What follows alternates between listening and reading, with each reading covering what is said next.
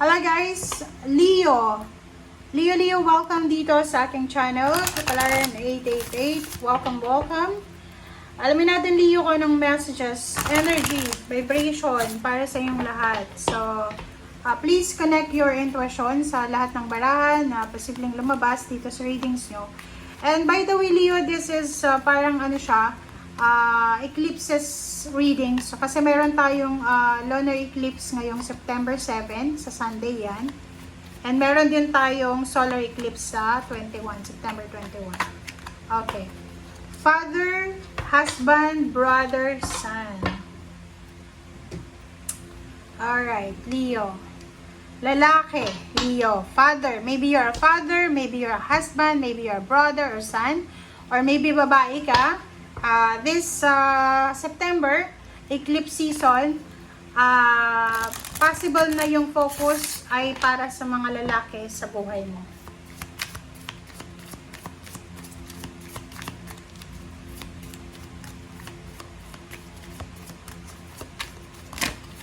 Okay.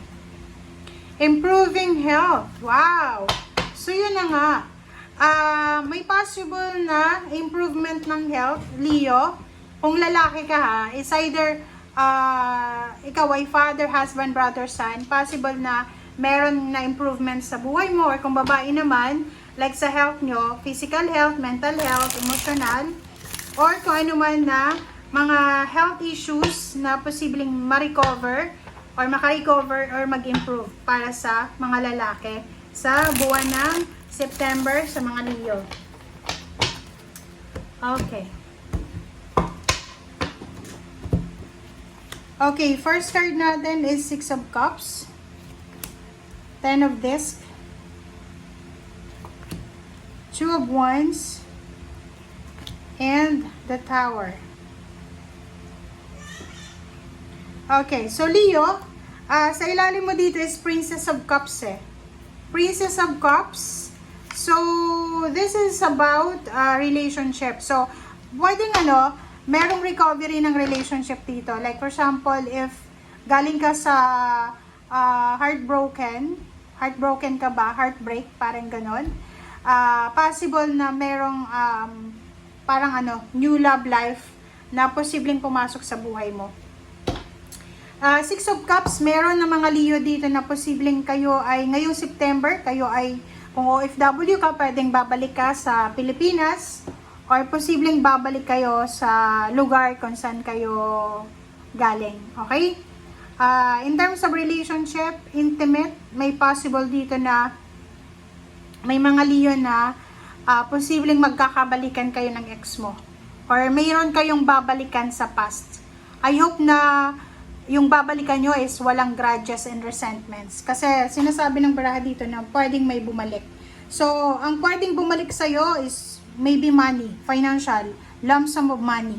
So, pwedeng bumalik yung lump sum of money, bumalik yung sweldo, mataas na sweldo, mga trabaho or income. And choices, yung mga Leo na like dati kang OFW, and parang nakapag-desisyon ka na mag-for good sa Pilipinas. And dito sinasabi ng baraha sa'yo na posibleng bibigyan ka ng choices and options ng universe para makabalik sa kung ano yung dati ka. And the Tower, sinasabi ng baraha sa'yo dito na yon.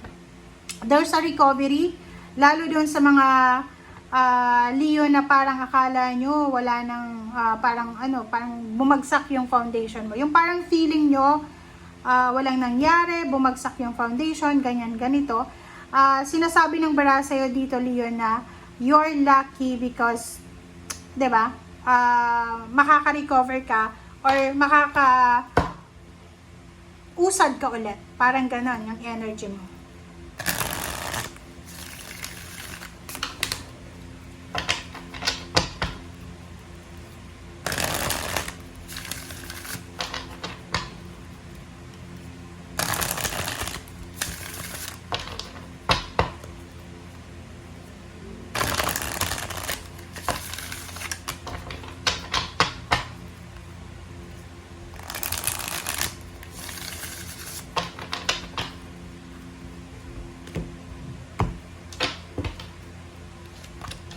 Okay, next card natin is Temperance, 8 of Cups, and 3 of Cups.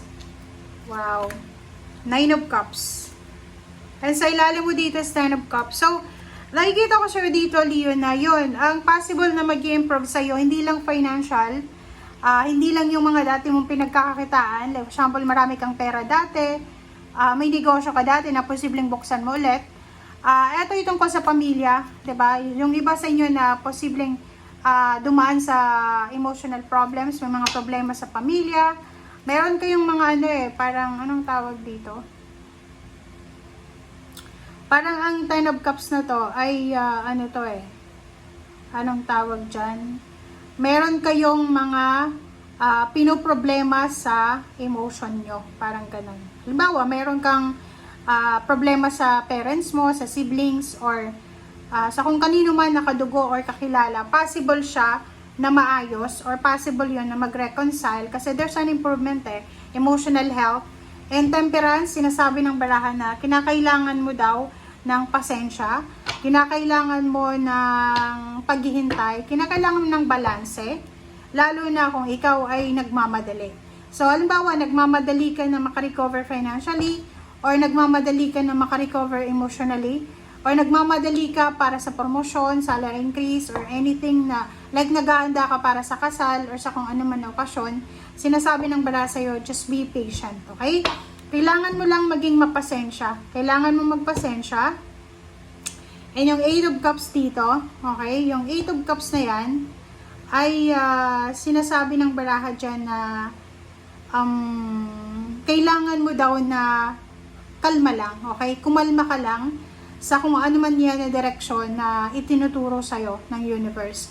Ay, yung 3 of Cups dito, plus 9 of Cups, sinasabi ng bara sa'yo na there's incoming celebration, there's incoming success, na posibleng magdadala talaga sa'yo ng sobrang peace and harmony. Meron kayong wini-wish, emotional wishes to, na posibleng matagal mo na siyang wini-wish. Maybe, yung ibang Leo dito is pwedeng gusto mong magkaroon ng apo, gusto mong magkaroon ng additional member ng family, gusto mong mag-celebrate ng isang bonggang celebration, or gusto mong magkaroon ng kung ano man na successful na occasion or venture na posibleng ibibigay sa'yo ng universe ngayong September. And yun na nga, expect unexpected kasi minsan sa sobrang expectations natin, hindi tayo masyadong nagiging aware na masyado na tayong mabilis. So, ngayon, sinasabi ng bara, just go with the flow, Leo. Go with the flow ngayong September, kung ano man ang dala ng eclipses na to. Like dito, kung ano man ang matatapos, pwedeng matapos na yung mga sakit nyo, emotional, mental, or financial. And pwedeng magkaroon ng mga pagbabago. Yun ang kailangan mong paghandaan. Yun yung kailangan mong bigyan ng excitement. Okay, thank you guys. Bye!